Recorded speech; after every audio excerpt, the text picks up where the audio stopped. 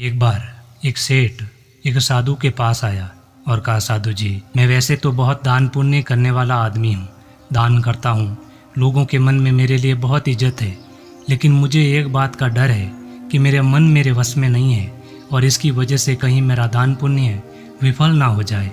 मेरे मन में गलत विचार आते हैं। आप मुझे बताएं कि मैं मेरे मन को किस तरह अपने वश में करूं। साधु ने कहा, सेठ, मैं तुम्हें 2 कहानियां सुनाता हूं। इन दोनों ही कहानियों से तुम ये समझ जाओगे कि विचार क्या है और विचार हमें हानि भी पहुंचा सकते हैं। और दूसरी कहानी में मैं तुम्हें बताऊंगा कि मन को कैसे वश में किया जाता है। साधु ने कहानी शुरू की। एक सन्यासी जिस दिन मरा उसी दिन एक वैश्या भी मरी। दोनों ही आमने सामने रहते थे।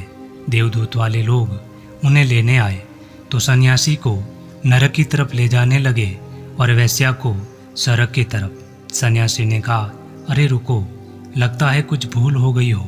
मालूम हो ये क्या उल्टा पुल्टा हो रहा है। मुझे सन्यासी को नरक और वैश्या को सड़क लेके जा रहे हो। क्यों भाई? जरूर आपके संदेश में कहीं कोई भूल चूक हुई है। संसार का इतना बड़ा काम है, भूल चूक तो हो सकती है, संभव है। जब छोटी मोटी सरकारें भूल कर सकती है तो पूरे विश्व की व्यवस्था में भूल तो हो जाना कोई आश्चर्यजनक नहीं है। तुम फिर से पता लगा कर आओ। शक तो देवदूतों को भी हुआ। उन्होंने कहा, भूल कभी हुई तो नहीं है, लेकिन मामला तो साफ दिख रहा है कि ये वैश्या है और तुम सन्यासी हो। वे गए, लेकिन फिर से ऊपर से खबर आई कि कोई भूल चूक नहीं हुई है, जो होना है वही हुआ है। वैश्या को स्वर्ग ले जाओ और सन्यासी को नरक में डाल दो, और अगर ज़्यादा ही जिद करे तो उसे समझा देना ये सब कारण है। जिद सन्यासी ने की तो देवदूतों को कारण बताना पड़ा। कारण ये था कि सन्यासी रहता तो मंदिर में था, लेकिन सोचता सदा वैश्या की था। पूजा भगवान की करता, आरती भी करता, लेकिन मन में प्रतिमा वैश्या की होती थी।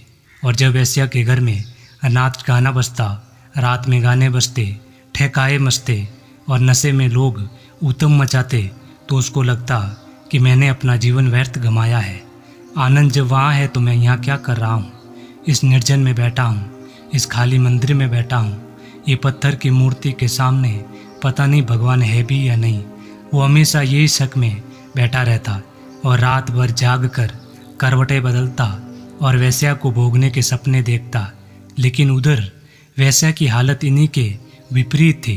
वो सोचती थी वैश्या वैसे तो लोगों को रिझाती थी, नाचती थी, लेकिन उसका मन हमेशा मंदिर में लगा रहता। जब भी मंदिर की घंटियां बजती तो वह सदा यही सोचती कि कब मेरे इस भाग्य का उदय होगा कि मैं भी मंदिर में प्रवेश कर सकूंगी। लेकिन मैं कितनी अभागी हूँ, मैंने तो अपना जीवन इसी गंदगी में बिता दिया है।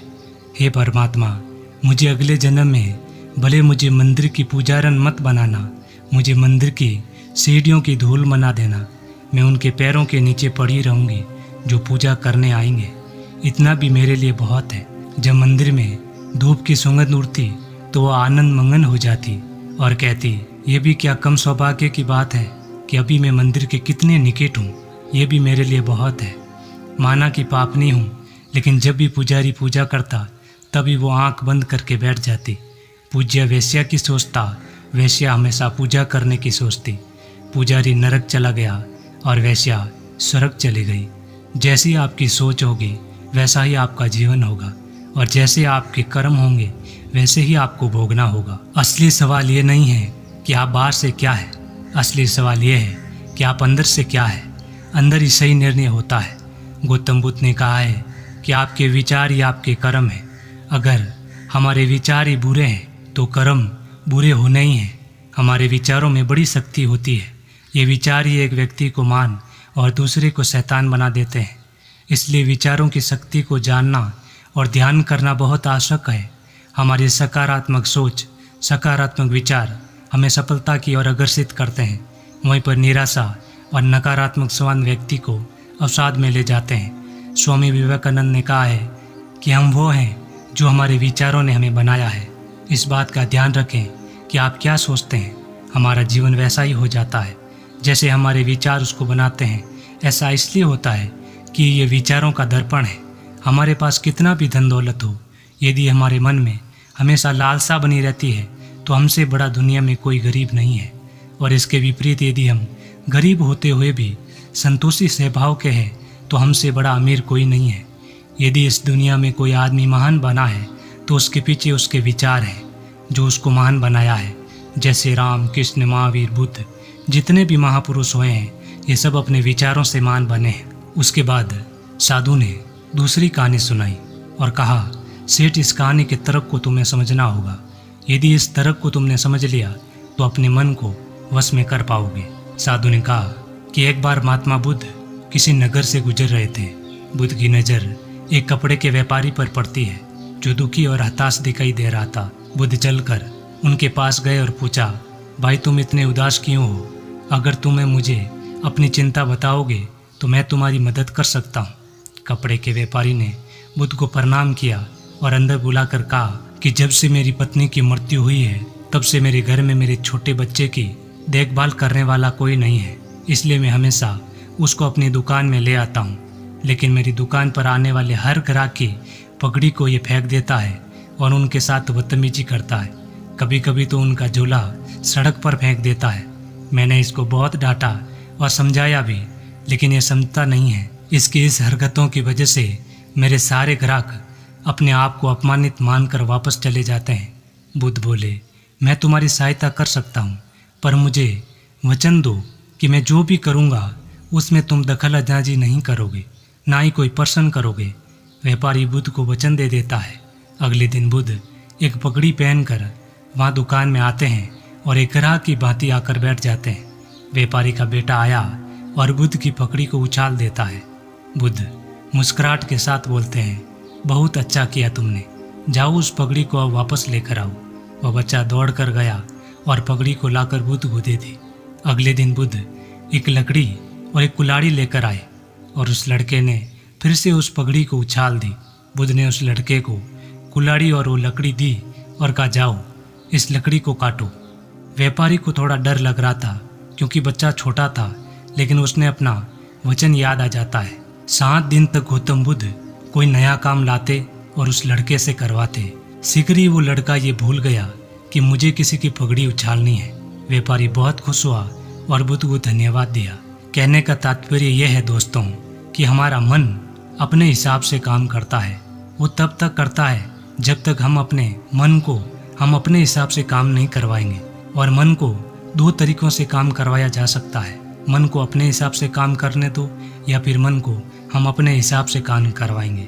क्योंकि बुद्ध से मिलने से पहले उस लड़के का मन दिमाग उसके हिसाब से काम कर रहा था, लेकिन बुद्ध ने उस लड़के को अपने अनुसार काम करवाया, जैसे उसकी आदत बदल गई। जो व्यक्ति अपनी सोच को सीमित रखता है वो अपने सपनों को कभी पूरा नहीं कर सकता। हमेशा आपको अपनी सोच का दायरा बड़ा रखना चाहिए ताकि तुम्हारा मन उस काम में लगेगा और तुम्हारे विचार बदल जाएंगे। साधु ने कहा कि विचार ही हमारे कर्म है और यदि तुम बुरे विचारों से सब दिन ग्रस्त रहोगे तो भगवान तुम पर नाराज रहेंगे और जिससे तुम्हारे किया हुआ हाथ से पुण्य तुम्हारे कोई काम नहीं आएगा। उस सेठ ने उस साधु को धन्यवाद दिया और वहाँ से चले गए। दोस्तों, हमारे जीवन में किसी भी चीज़ से ज़्यादा महत्वपूर्ण सोचना है, क्योंकि हम जो सोचते हैं वही करते हैं। विचार हमारे मन की अभिव्यक्ति है। विचार हमारे भीतर की आवाज़ है जो हमसे बात करती है। लेकिन जो सकारात्मक विचार होते हैं वे हमें अच्छे रास्ते पर ले जाते हैं और जो नकारात्मक विचार हैं वो हमें बुराई की तरफ ले जाते हैं। हम लोगों को शुरू से ही हर बात पर विचार करने की आदत है। कोई भी इंसान इससे अछूता नहीं है। बिना विचार किए हम अपने जीवन में कुछ भी नहीं कर सकते। जीवन में हमें कुछ भी काम करना हो तो हमें सबसे पहले हम इस बात पर विचार करते हैं कि हमारे लिए ठीक है या नहीं है। इसके बाद हम आगे बढ़ते हैं। बिना विचार किए हम जीवन में कुछ भी नहीं कर सकते। विचार हमारे दिमाग की एक ऐसी प्रक्रिया है जो हर समय चलती ही रहती है। हम लोग किसी भी चीज़ की तरफ देखते हैं तो हम कोई न कोई विचार करते हैं। वो हमारे लिए बुरा हो या अच्छा, हम उस पर विचार करते हैं। लेकिन ज़्यादातर विचार हमारे गलत ही होते हैं। जीवन में हमें ये सोचकर विचार करना चाहिए कि जो हम सोच रहे हैं वही गलत है या सही, क्योंकि अगर हम ये सोचकर नहीं चलेंगे तो हम गलत रास्ते की तरफ चले जाएंगे। क्योंकि विचार ही एक दिन हमारे कर्म बनते हैं। अभी हमारे ऊपर है कि हमने अच्छे विचार किया या बुरे। हमारा दिमाग विचारों का एक अथाह भंडार है जो पल पल बदलता है। ये कभी भी टिक कर नहीं रह सकता। ये हमारी ज़िंदगी के किसी भी पहर में विचार करने से नहीं रुकता। हम जब सोते हैं तो ये हमारे सपनों के रूप में हमें कभी कभी सामने आते हैं।